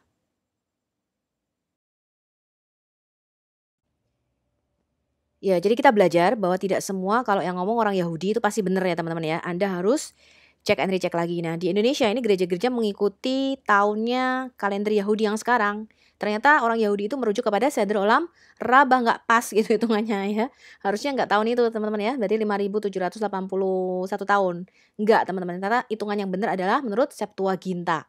Nah, karena itu kita nggak boleh bodoh ya, harus terus belajar. Nah, ini kita mau lihat teman-teman nih bedanya kronologi tahun dari Septuaginta LXX, kitab Yobel, Seder Olam Rabah, Masoretic Text, dan kitab Torah Samaria. Kalau Anda lihat di situ dari Adam sampai Set itu 230 tahun. Di kitab Masoretic Text kita berapa? 130 tahun. Jadi bukan berarti Adam itu umur 130 tahun baru memperanakkan Set. Ya, Kain, Abel, terus Set. Anaknya baru 3 tuh. Selama 230 tahun ngapain aja main catur? Enggak ya teman-teman ya. Jadi anaknya Adam itu banyak. Tetapi dari jalur Set inilah yang dipilih Tuhan untuk menurunkan Mesias teman-teman. Ya. Kemudian Set ke Enos. Itu 205 tahun menurut silsilah Septuaginta. Di Alkitab kita berapa? 105 tahun. Nah ini bedanya cukup lumayan ya, 100 tahun. Ya, kemudian Enos ke Kenan itu 190 tahun. Di Alkitab kita berapa? 90 tahun. Kenan ke Mahalalel 170 tahun. Di Alkitab kita 70 tahun. Jadi bisa terkurangi 100-100 ya teman-teman ya. Nah, ini adalah silsilah yang tepat. Kalau saya sarankan, Anda pakai yang Septuaginta LXX teman-teman. Yaitu 5554 tahun dari account creation, dari penciptaan ya sampai tahun 0 Masehi. Berarti sekarang hampir 7.000 tahun ya. Harusnya sekarang tuh 7.000 sekian tahunnya ya. Tetapi karena terkorupsi tadi, dia ikut kronologi yang Seder Olam Merabah, makanya orang Yahudi menghitungnya tahun 2020 ini baru 5.781 lah account creation ya dari tahun penciptaan, yang seharusnya sudah tahun 7.000-an sekian ya. Nah, jadi kalau kita bandingkan dengan arkeologi ya, sejarah, ini harusnya lebih pas kalau kita pakai yang Septuaginta LXX. Apakah ini pasti benar teman-teman? Enggak ya, karena orang Yahudi itu dalam menghitung tahun itu juga pasti ada selisih-selisih. Karena kita lihat putaran bumi ke matahari ini, makanya harus ada tahun kabisat ya untuk menetapkan supaya pas tahunnya. Nah, kenapa harus ada tahun kabisat? Itu kan ada selisih teman-teman. Ya kalau enggak nanti jadi geser terus. Makanya kayak misalnya di Islam teman-teman, karena dia ngikuti perhitungan 6 bulan gitu ya, hilal. Nah itu dia jadi geser terus teman-teman. Ramadan itu dari Agustus kok bisa ke Juni, terus geser lagi Mei gitu ya teman-teman. Jadi nggak pas terus geser terus gitu tiap tahun ya. Nah, kenapa nggak pas? Sedangkan kita kalau merayakan Natal ya pasti Desember gitu ya. Kemudian Paskah juga pasti. Ya, kemudian kalau orang Yahudi merayakan Rosh Hasanah itu juga pasti. Karena di Kejadian 1, Tuhan itu mengatakan aku menciptakan apa? Matahari, bintang, bulan ya. 2 benda penerang yang lebih besar dan lebih kecil. Itu untuk memberikan waktu-waktu yang tepat teman-teman. Jadi Hamoyadim. Jadi perayaan seasons atau waktunya tuh harus pas, nggak boleh geser terus, itu nggak boleh ya. Jadi Tuhan itu sudah menetapkan waktu yang pas. Nah makanya kita harus ngikuti tahun perhitungan peredaran bumi ke matahari dan peredaran bulan ya ke bumi. Nah ini pasti nggak bisa pas teman-teman, karena orbit itu ternyata nggak berapa ribu tahun yang lalu gitu ya, itu juga nggak sama loh teman-teman ya, nggak sama dengan peredaran orbit kita sekarang ya, bisa lebih cepat, bisa lebih lambat gitu. Nah makanya tahun ini juga nggak bisa pas, tetapi mendekati paling nggak. Jadi saya sarankan Anda pakai yang Septuaginta LXX, tapi terserah aja sih Anda mau pakai yang mana gitu ya, nggak mempengaruhi keselamatan juga gitu ya. Nah kita perhatikan teman-teman, sekarang yang saya kasih kotak merah ini adalah usia Abraham ketika dilahirkan. Jadi semua menulis usia Terah ketika melahirkan Abraham berapa? 70 tahun ya. Nah ada 2 sih kemungkinan di sini teman-teman. Ini asumsi saya pribadi ya. Yang pertama, kalau kita baca ini secara literal, maka harusnya ketika Terah memperanakkan Abraham, ya itu kalau sesuai, kan Abraham meninggalkan Haran ketika berusia 75 tahun. Abraham meninggalkan Haran setelah bapaknya mati. Dan bapaknya mati usia berapa? 205. Jadi harusnya usia Terah itu 130 tahun. Itu kalau kita mau pas. Nah makanya kemarin Torah sama Ria itu mungkin juga pusing gitu ya. Ini kok nggak pas gitu ya. Kok memperanakkan Abraham usia 70 tahun tapi kok meninggalkan Haran usia 75. Nah makanya dia memendekkan usia Terah teman-teman. Dari 205 tahun usia Terah dipendekkan menjadi berapa? 145 tahun. Nah ini hanya orang Samaria nih yang berani ngubah usia Terah gitu ya. Di manuskrip lainnya tuh nggak ada yang berani teman-teman. Mereka tetap menulis usia Terah ketika mati itu 205 tahun. Nah ini karena orang Samaria pusing gitu ya. Ini nggak pas ini hitungannya gitu ya kan. Nah, mereka memendekkan usia Terah ini. Nah, kemudian justru dengan memendekkan ini jadi nggak klop.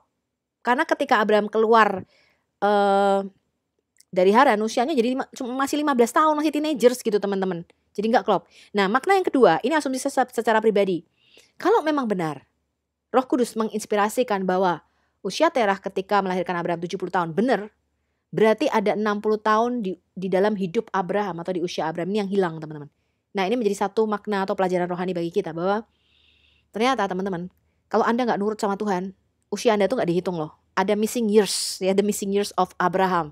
Jadi ketika Tuhan menyuruh Abraham keluar dari Ur Kasdim, itu dia nggak turut sama Tuhan. Ya, dia pergi bawa bapaknya malah ke Haran, dia menetap di Haran. Jadi selama bapaknya itu masih hidup, Tuhan nggak bicara sama Abraham. Ya, Tuhan nggak pernah bicara sama Abraham. Karena apa? Abraham nggak taat teman-teman. Ya dia masih ngeberatin bapaknya. Jadi selama Terah itu hidup, Tuhan gak ngomong apa-apa sama Abraham. Ya, ini yang disebut the missing years of Abraham. Ada 60 tahun usia Abraham yang tidak dihitung oleh Tuhan. Nah, itu makna rohaninya teman-teman. Makanya kita jangan sampai usia kita ini udah pendek gak dihitung sama Tuhan ya teman-teman ya. Kalau kita lihat sekarang orang sekarang matinya muda-muda ya, usia 50 udah jantungan kanker gitu ya. Aduh, 40 tahun udah stroke ya. Teman saya juga mati 40 tahun, 30 tahun udah stroke, sudah jantung. Matinya usia muda teman-teman ya. Kalau 70 tahun itu udah ciamik pakai banget itu ya. Sudah 2 jempol ya, 4 jempol, pakai 4 jempol kaki kalau Anda bisa sampai usia 70 tahun. Nah, makanya kita harus mengisi usia-usia hidup kita ini dengan hal-hal yang bermanfaat. Yaitu apa? Mengabarkan kabar baik. Yang kedua, kita memberikan pendidikan untuk anak cucu kita. Kalau Anda nggak lakukan ini, teman-teman, generasi Anda yang akan datang itu parah loh teman-teman ya. Nggak tahu apa-apa mereka. Nah, sekarang kita lihat kronologi usia bumi itu 3761 tahun sampai tahun 0 Masehi. Itu di dalam Seder Olam Rabbah. Berarti kedatangan Mesias, kalau tadi kita lihat di dalam jendela tahun kedatangan Mesias ya, atau hari-harinya Mesias, menurut nubuatan Nabi Daniel di Daniel 9 ayat 24 tadi ya. Itu berarti Mesias itu kalau menurut hitungan Seder Olam Rabbah itu harus datang paling enggak tahun 531 Masehi ke atas teman-teman. Nah, itu membuat Yesus Kristus itu dilahirkan terlalu dini gitu ya. 531 tahun terlalu dini jadinya ya. Nah, Seder Olam Rabbah itu membuat orang Yahudi percaya bahwa Muhammad pendiri Islam itu adalah Mesias mereka. Seder Olam ini membuka jendela kedatangan Mesias pada tahun 531 Masehi. Dan ketika Muhammad muncul tahun 610 Masehi sebagai the warrior king ya, raja peperangan, kita mudah untuk melihat bagaimana orang Yahudi ini sekali lagi tertipu oleh penolakan buta mereka terhadap Yesus Kristus. Mereka menganggap Muhammad ini sebagai Mesiasnya. Nah, 3 sumber otentik kuno abad ke-7 dan yang satu adalah abad ke-8 menunjukkan bahwa sebagian besar komunitas Yahudi itu awalnya memandang Muhammad sebagai Mesias. Sama seperti yang mereka lakukan pada Bar Kokhba ya, Simon Bar Kokhba tahun 135 Masehi. Jadi ada beberapa memandangnya mungkin bisa jadi nih gitu ya. Nah, dengan munculnya Muhammad pada tahun 610 Masehi, baik kronologi Masoretic Text yang rusak maupun Seder Olam itu membuat Muhammad memenuhi syarat untuk menjadi Mesiasnya. Nah, tapi kalau kita bandingkan lagi teman-teman, kalau hanya berdasarkan tahun ya, ternyata apa nih kata sumber sejarah ini teman-teman. Kita lihat Theophanes ya, Theophanes the Confessor itu hidupnya tahun kira-kira dia tahun 700-an, dia mati tahun 813. Jadi ya 100 tahun setelah Muhammad mati lah. Jadi masih dekat-dekat dengan sejarah. Dia menulis begini teman-teman nih ya. Muhammad, pemimpin orang-orang Arab pada tahun ini wafatnya Muhammad, pemimpin dan nabi palsu orang-orang Saracen. Saracen itu ketika mereka menyebut orang-orang muslim itu mereka menyebutnya sebagai Saracen ya, orang-orang timur. Setelah mengangkat saudara laki-lakinya Abu Bakar, ya, dia menulis begitu ya, sebagai kepala suku katanya. Atau sebagai pemimpin ya. Pada saat yang sama reputasinya menyebar ke luar negeri dan semua orang ketakutan. Wow. Jadi ketika khalifah ini naik, mereka tuh takut loh teman-teman ya, karena Muhammad tuh mengatakan apa? Aku tuh diberikan kemenangan dengan cara teror ya, ketakutan dalam jarak 1 bulan perjalanan jauhnya. Jadi ketika orang dengar Muhammad mau datang ini dalam jarak belum sampai nih 1 bulan lagi dia baru nyampe, itu orang udah takut teman-teman ya. Nah, pada awal kedatangan Muhammad, ya orang Yahudi memang mengira dia Mesias yang dinanti-nantikan oleh mereka. Sehingga beberapa pemimpin mereka bergabung dengannya dan menerima agamanya dan meninggalkan agama Musa yang sudah melihat Yahweh muka dengan muka ya. Menurut catatan ini kira-kira 10 dari mereka itu tetap bersama Muhammad sampai pembunuhan Muhammad. Jadi sampai Muhammad mati katanya ya. Tetapi ketika mereka melihat dia itu makan daging onta, mereka menyadari bahwa dia bukan orang yang mereka pikir. Kemudian bingung gitu apa yang harus dilakukan. Wah, kita sadar ini nggak mungkin ini kalau Mesias yang dijanjikan gitu ya. Kok makan daging onta, daging haram gitu ya kan. Daging onta, daging kelinci itu haram teman-teman ya. Jadi bukan daging babi aja yang haram. Makanya saya heran lihat orang di sini makan sate kelinci yang di Arab makan daging onta, itu tuh haram teman-teman. Kemudian apa? Cumi-cumi, semua yang tidak bersisik, kepiting, kerang. Kalau benar-benar Anda melakukan Taurat itu bukan cuma babi yang haram teman-teman ya. Tetapi juga apa? Kepiting. Makanya orang-orang Masehi Advent hari ke-7, gereja Masehi Advent hari ke-7 itu nggak makan teman-teman seafood ya, kepiting, cumi, kerang, enggak, itu najis gitu ya, itu haram. Kenapa? Karena itu hukum Taurat Musa. Jadi yang haram itu bukan cuma babi, onta tuh haram gitu loh ya. Nah, Kemudian teman-teman kita lihat, ketika mereka melihat dia makan daging onta, mereka menyadari dia bukan orang yang mereka pikir gitu. Terus bingung nih, aduh gimana nih? Padahal kalau keluar dari agama tuh ada ayat katanya apa? Darahnya halal, betul nggak ya? Dia udah terlanjur convert gitu ya, terlanjur masuk, keluar nggak bisa gitu ya. Pokoknya kalau udah masuk sekali ya nggak bisa keluar, itu one way ticket ya teman-teman ya.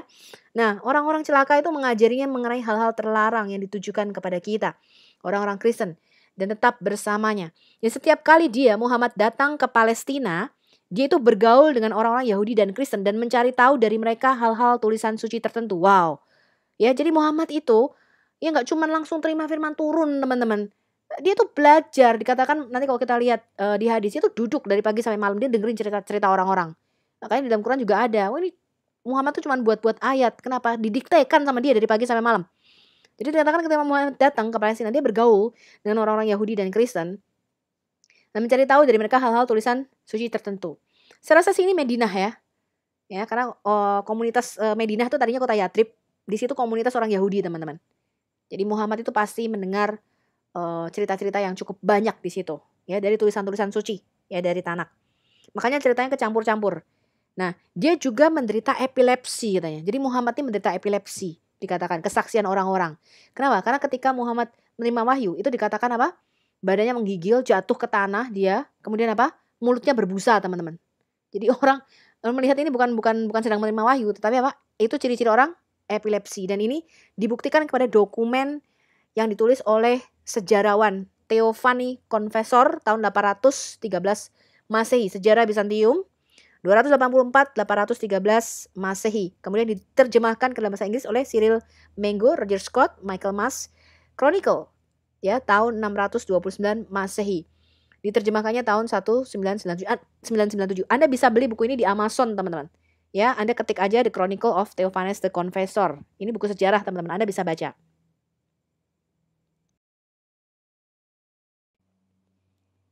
Anda bisa beli bukunya yang ditulis oleh Theophanes the Confessor, teman-teman, itu di Amazon ya.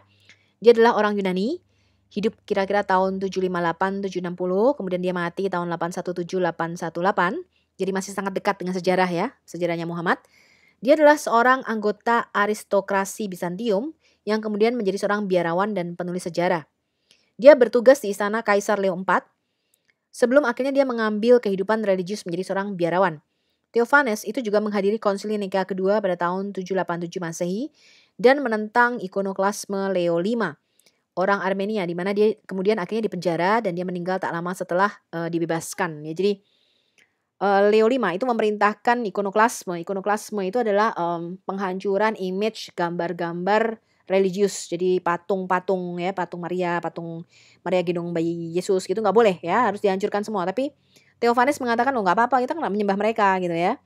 Nah, ini merupakan sejarah kelam juga gereja, teman-teman ya, bahwa kalau ada orang yang berbeda pandangan dengan kita tidak boleh langsung memenjarakan dia ya, atau memporak-porandakan rumah ibadahnya gitu ya, enggak ya teman-teman ya. Jadi kita harus melawannya dengan apa? Berapologetika. Kita buat pembelaan iman, kita melawan doktrinnya dengan apa? Dengan fakta-fakta dan bukti-bukti. Tapi kita tidak boleh apa? Anarkis gitu. Jadi orang yang berbeda teologi dengan kita ya, dia tidak percaya Trinitas misalnya, kemudian kita mengatakan kamu sesat loh, tunggu dulu gitu. Tuhan itu nggak bisa kamu patok kok, ya nggak bisa kamu pahami. Jadi nggak ada yang sesat ya teman-teman ya.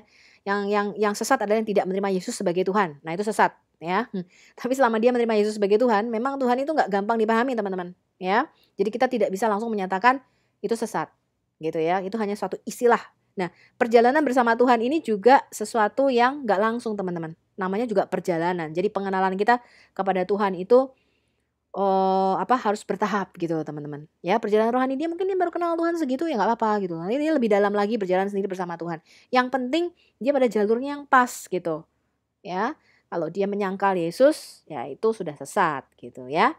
Nah, kemudian kita mau singgung sedikit, kita belum akan membahas ini, nanti ketika kita belajar kitab Keluaran kita akan bahas selama perbudakan Israel di Mesir. Kemarin kita bicara berapa? 430 tahun. Ada yang mengatakan 415 tahun, 430 tahun.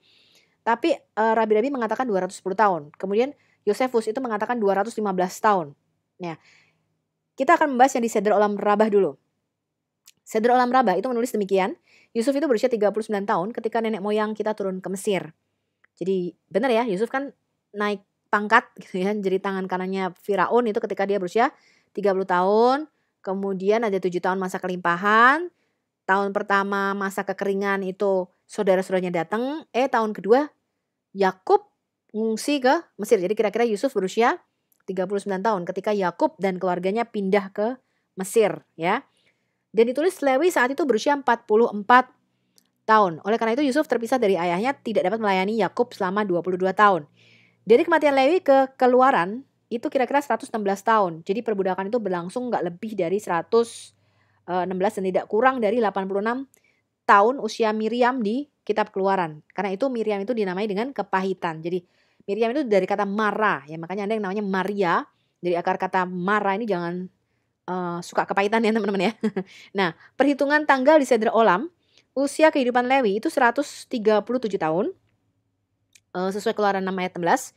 Jadi menurut Sedra Olam, Lewi itu masuk di Mesir pada usia 44 tahun. Jadi hidup 72 tahun di Mesir dan meninggal di Mesir pada usia 116 tahun. Jadi 72 ditambah 137 jadi 209 tahun perbudakan di Mesir ini menurut hitungan Sedra Olam Rabbah. Nah, kita coba-coba sendiri teman-teman. Lewi ini yang lahir sekitar tahun 1938 sebelum Masehi itu putra ketiga Yakub dan Lea. Lahir sebelum Yakub melarikan diri dari Laban dan kembali ke Kanaan pada tahun 1929 sebelum Masehi. Lea itu melahirkan 4 putra, kemudian Tuhan tuh menutup rahimnya untuk sementara waktu. Jadi Lewi ini akan lahir sekitar tahun kelima ya dari pernikahan ketika Yakub berusia kira-kira 69 tahun. Nah, menurut hitungan lainnya, Lewi itu berusia 62 tahun ya ketika ia masuk Mesir dan meninggal pada usia 137 tahun, yaitu tahun 1798 sebelum Masehi. Nah, Sedra Olam mengatakan 44. Ya kemungkinan adalah 69 tahun. Jadi ada perbedaan 18 tahun antara hitungan Sedra Olam dengan teks Septuaginta ya. Nah, usia Yosua di Sinai itu 29 tahun. Kalau kita lihat. Nah, Sedra Olam itu berkata bahwa Yosua itu memimpin Israel selama 28 tahun setelah Musa mati dan hidup 110 tahun. Ya, Yosua kan matinya umur 110 tahun ya. Yosua 24 ayat 29 kemarin ya. 110 kurangi 28 kurangi 40 42 tahun di Sinai. Nah, ini perbedaannya adalah 22 tahun. Jadi ada perbedaan hitungan usia di sini. Ya, nanti kita akan melihat lebih detail ketika kita belajar kitab Keluaran.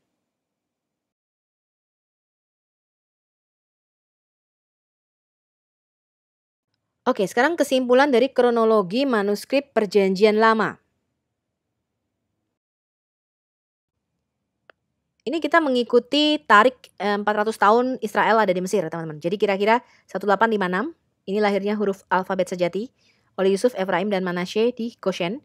Kemudian 1446, itu mosaik teks Musa di Gunung Sinai. Jadi mereka keluar itu kira-kira tahun Exodus ya, ke tahun 1446 sebelum Masehi. Jadi kira-kira kalau kita perhitungkan 400 tahun mereka di Mesir. Nanti kita lihat ada selisih perbedaan ya tadi ya. Ada yang ngomong 200, cuma 200 tahun kok. Ya, ada 210, ada 209 menurut Sedra Olam Rabbah, ada yang 215 ya. Nanti kita lihat perbedaannya ya. Nah, kemudian 1340 itu suku Dan mendirikan altar berhala di Dan.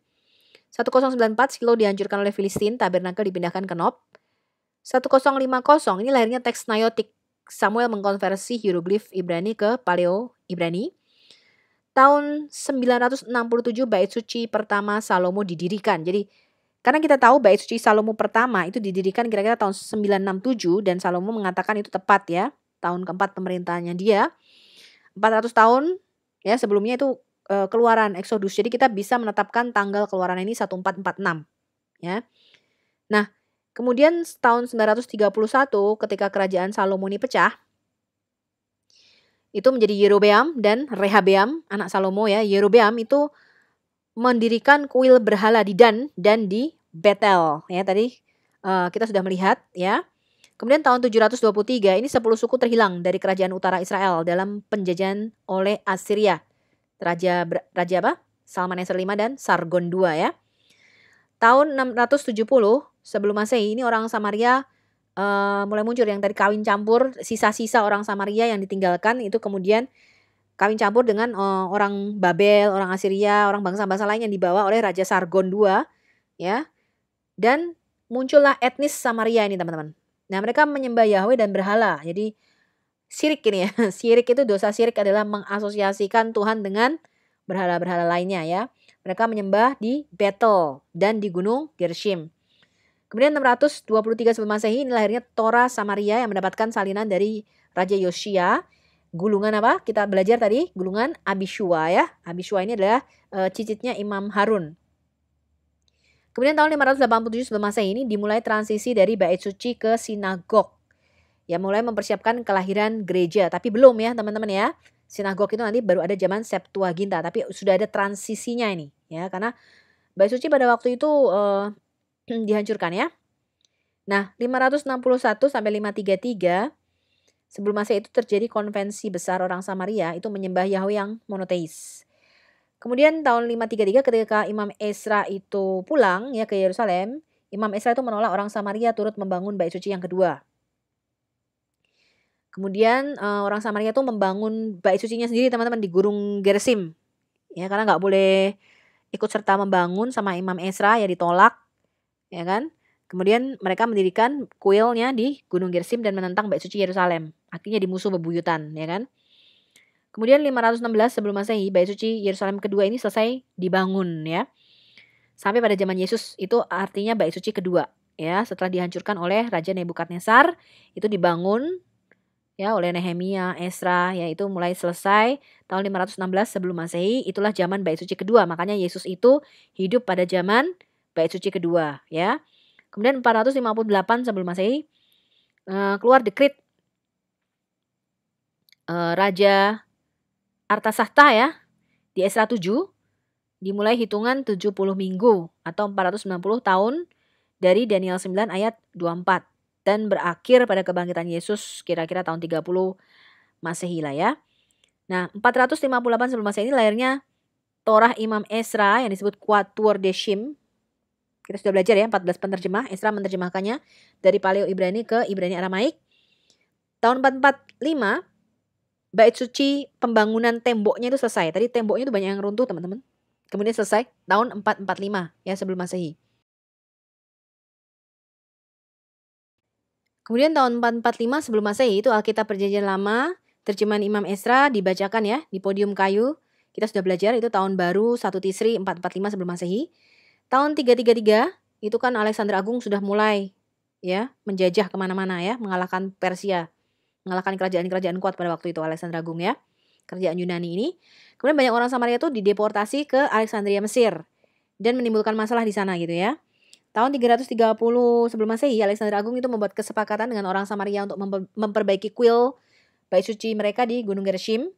Tahun 300-an itu bahasa Ibrani secara fungsional sudah mati. Jadi mereka sudah pakai bahasa Yunani kebanyakan ya. Tahun 282 sebelum Masehi lahirnya Septuaginta LXX. Ini adalah penerjemahan Perjanjian Lama dalam bahasa Yunani. Selesai tahun 150 Masehi ini atas perintah Raja Ptolemy II ya kepada Imam Eleazar di Yerusalem. Imam Eleazar memerintahkan 6 orang dari setiap sukunya diberikan perwakilannya gitu yang bisa menerjemahkan atas permintaan Raja Ptolemy II ya di bawah kemarin siapa pengawasan Demetrius ya. Kemudian tahun 280 ini lahirnya sinagog di Alexandria Mesir oleh Septuaginta. Jadi mulai cikal bakalnya tadinya cuman ya sinagogan gitu ya. Belum sinagog beneran gitu ya. Karena mereka kan masih dijajah ya, mereka mengatakan bahwa kalau beribadah itu harus di Yerusalem, di bait suci. Tapi kalau bait sucinya dihancurkan jadi mereka nggak ada tempat ibadah ya. Nah 250 tahun sebelum Masehi, orang Samaria itu juga membangun sinagog ya di Delos dan menyuplai emas untuk kuil mereka di Gunung Gershim. Tahun 170 tadi kita lihat kitab Yobel ditulis, tahun 150 Masehi. Sebelum Masehi, Septuaginta itu selesai menerjemahkan sampai kitab Maleaki. Kemudian tahun 150 sebelum Masehi itu seluruh sinagog itu memakai bahasa Yunani. Jadi bait suci itu dikuasai oleh kaum Saduki pada waktu itu teman-teman. Sinagog itu dikuasai oleh kaum Farisi pada waktu itu ya. Tahun 111 sebelum Masehi, John Hyrcanus I itu menghancurkan kuil Samaria di Gunung Gershim. Tahun 100 sebelum Masehi, kitab-kitab Gulungan Laut Mati ditulis ya. Jadi ada beberapa yang merupakan salinan dari kira-kira tahun 250 sebelum Masehi, tapi beberapa juga ditulis di Qumran ya sekitar tahun 100 sebelum Masehi, mereka menyalin kembali kitab-kitab suci itu. Kemudian tahun 12 Masehi Yesus bicara 3 bahasa ya, kira-kira Ibrani, Aramaik, Yunani gitu ya. Jadi karena dia seorang rabi, dia mengajar kalau dia ke bait suci dia harus berbicara bahasa Ibrani. Tapi dia pasti juga bisa bicara bahasa Aramaik karena dia berasal dari selatan ya, dari Yudea. Kemudian dia juga pasti bicara bahasa Yunani karena itu bahasa pergaulan atau lingua franca pada waktu itu. Tahun 30 Masehi ditemukanlah arkeologi Aramaik dan Yunani zaman Yesus. Tahun 30 ini lahirnya juga eklesia atau gereja yang mula-mula karena gereja itu pertama kali lahir kan masih sekte Yahudi pada waktu itu. Yang namanya sekte Jalan Tuhan. Ya, jadi mereka beribadahnya masih di sinagog-sinagog. Baru beberapa tahun kemudian ya lama mereka memisahkan diri dari Yahudi. Ya. Tahun 66 Masehi itu terjadi mulai peperangan antara Yahudi dan Romawi. Terjadi juga bunuh diri massal 5.000 orang Yahudi di Garnia karena menolak menyerah pada Romawi. Kita bisa mendapatkan ini dari catatan Yosefus ya teman-teman ya.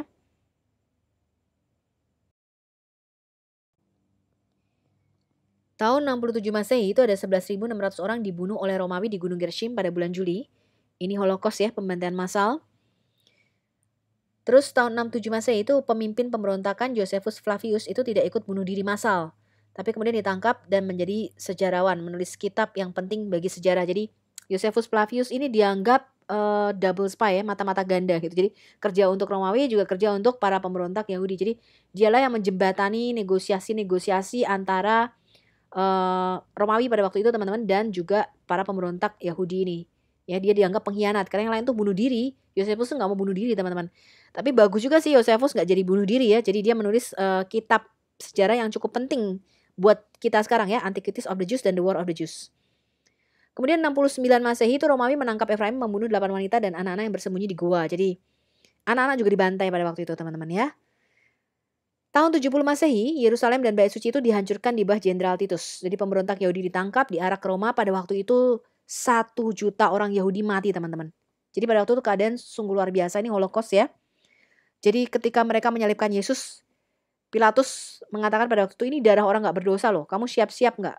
Mereka mengatakan apa? Biar darahnya ditanggungkan ke kami dan anak-anak kami. Dan itu digenapi teman-teman. Ya, jadi hati-hati kalau ngomong ya, biar darahnya itu ditanggungkan ke kami dan anak-anak kami, ini digenapi ya ketika tahun 70 itu 1 juta orang Yahudi dibantai habis. Ini menggenapi nubuatan siapa? Nabi Yunus. Makanya Yesus mengatakan angkatan yang jahat ini meminta tanda tapi kepada mereka tidak akan diberikan tanda. Selain tanda apa?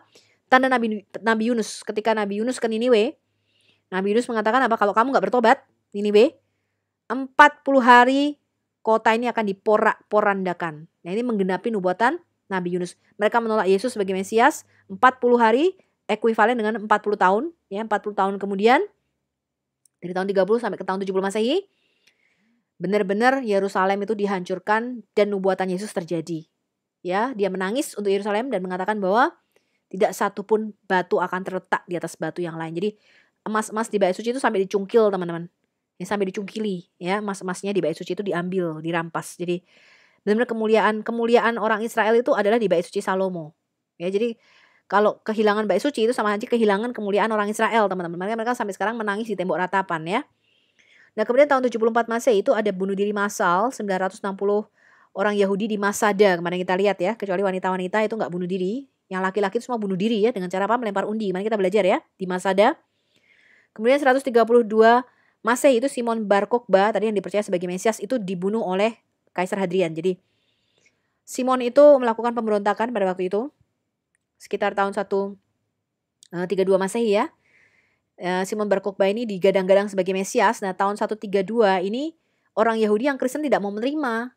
Ya, kita belajar bahwa loh enggak, kami kan udah percaya Mesias itu Yesus dari Nazaret ya, yang tahun 30 itu Masehi yang udah mati dan bangkit. Nah, ini mulai perpecahan antara orang Yahudi dan Kristen. Tadinya mereka boleh beribadah di sinagog, orang-orang Yahudi yang Kristen ini atau Yahudi Mesianik ini. Tapi sejak pemberontakan Simon Bar Kokhba ini mulai terjadi pemisahan. Udah kamu gak usah lagi deh ibadah di sini gitu ya kan. Karena kamu apa? Kamu gak percaya sih Simon Bar Kokhba itu Mesias gitu. Kamu udah beda teologi sama kita gitu ya. Udah gak usah ibadah bareng-bareng katanya ya. Nah, terus 150 tahun Masehi itu Yahudi mengubah terjemahan Septuaginta LXX Yesaya 7 ayat 14 yang ditulis seorang perawan Parthenos itu diganti menjadi apa? Seorang wanita muda karena sentimen anti Kristen. Ya, ini Bapak gereja kita melakukan protes gitu ya. Kamu nih ganti-ganti terjemahan katanya, orang terjemahnya perawan kamu ganti jadi wanita muda gitu ya. Nah, mereka juga menghapus kata-kata ini dari Yeremia 11 ayat 19 itu ya. Tetapi aku seperti anak domba jinak yang dibawa untuk disembelih. Aku tidak tahu bahwa mereka mengadakan persepakatan jahat terhadap aku. Marilah kita binasakan apa? Eitz lechem ini ya, pohon roti ini atau pohon ini dengan buah-buahnya, pohon kehidupan harusnya terjemahannya ya. Marilah kita melenyapkannya dari negeri orang-orang yang hidup sehingga namanya tidak diingat orang lagi. Yeremia 11 ayat 19. Ya, ini yang menjadi perdebatan antara Justin Martyr, bapak gereja kita dengan rabi-rabi Yahudi ya. Karena perikop dari kata-kata Yeremia ini masih ditemukan di dalam beberapa salinan kitab suci di sinagog-sinagog Yahudi, walaupun beberapa sudah dihapus. Karena itu juga dibuktikan bahwa kata-kata ini orang Yahudi itu berencana untuk menyalibkan Yesus Kristus sendiri dan membunuhnya. Ya, dan karena itu dia diperlihatkan seperti yang juga dinubuatkan oleh Nabi Yesaya, Mesias itu akan dianiaya, tetapi dia akan membiarkan dirinya tertindas dan tidak akan membuka mulutnya seperti anak domba untuk disembelih. Ini Yesaya 53 ayat 7. Dan sesuai dengan bagian ini dia ditandai dengan domba yang tidak bersalah. Nah, mereka sangat bingung dengan kata-kata ini sehingga mereka sensor, dihapus untuk penistaan gitu ya. Jadi kata-kata di Yesaya 53 ini sampai sekarang ini kalau Anda lihat ya itu nggak boleh dibaca di sinagog teman-teman. Jadi mereka ada pembacaan Alkitab tapi Yesaya 53 ini nggak dibacakan teman-teman. Ya kalau Anda lihat itu beberapa video kalau Anda lihat di Israel ini sampai sekarang Yesaya 53 ini nggak boleh dibaca. Jadi ketika kita minta orang Yahudi membaca Alkitab mereka Yesaya 53 ini coba baca deh. Ini apa nih? Mereka bilang ini Alkitabnya Kristen loh. Enggak, ini Alkitabmu Perjanjian Lama. Ini Yesaya 53. Kenapa Yesaya 53 itu sampai sekarang nggak boleh dibaca di sinagog teman-teman. Ya nggak dihapus tapi juga nggak boleh dibaca gitu ya. Nah untuk apa? Supaya tidak mereka mengarahkan ini. Wah, ini kan ini nubuat tentang Tuhannya orang Kristen nih gitu ya. Yesaya 53 itu jelas menubuatkan Yesus Kristus ya. Nah ini juga ada di dalam tulisan Bapak Gereja kita Justin Martyr, Dialog dengan Tripo The Rabbinical Jew, halaman 72 tahun 150 Masehi teman-teman.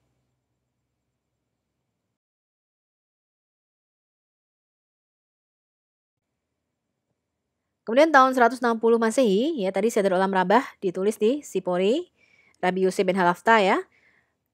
Kemudian tahun 160 ini juga lahirnya teks Masoretik dengan varian anti-Kristen.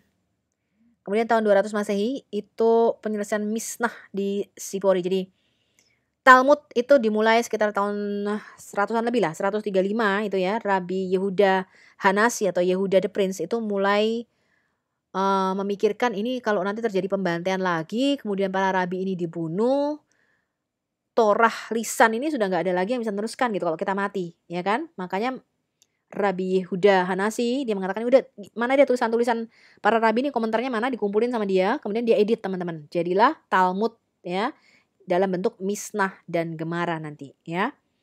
Tahun 350 Masehi Septuaginta LXX Codex Sinaiticus ya. Salinan dari Septuaginta ini dibuat ya. Dijilid namanya Codex Sinaiticus. Tahun 600 Masehi kaum Masoret kemarin kita udah belajar apa? Menciptakan nikut tanda baca diakritikal. Titik, garis gitu ya. Sheva, kolam, kamats ya. Tanda baca huruf hidup A, I, U, E, O-nya. Kemudian tahun 1008 kaum Masoretic Masorah ya membuat apa? Kodeks Leningrad yang dengan tanda baca huruf hidup di Tiberias ya mereka menulis Kodeks Leningrad. Kodeks Aleppo itu juga ditulis tapi sayangnya Kodeks Aleppo kita lihat terbakar separuh ya teman-teman ya oleh karena invasi Islam pada waktu itu ya dibakar sama orang Muslim jadi tinggal separuhnya. Tahun 1065 Masehi itu gulungan Nabi Shua dari Taurat Samaria disalin lagi dalam huruf Paleo Ibrani tertua. Oke, terima kasih teman-teman. Kita akan jumpa lagi pada video ke-16. Kita akan belajar variasi teks di dalam Perjanjian Lama. Setelah itu pada video ke-17 kita akan mulai masuk kanonisasi Alkitab Perjanjian Baru kita. Kemudian baru kita masuk kitab Bereshit, ya kitab Kejadian. Oke, sampai jumpa teman-teman. Yesus mengatakan langit dan bumi ini akan lenyap, tapi firman-Ku tinggal tetap. Marilah kita membawa kabar baik Injil ini ke seluruh pelosok Indonesia. Indonesia pasti akan diselamatkan dan Tuhan akan mencurahkan Roh Kudus-Nya atas bangsa ini. Amin. Sampai jumpa lagi.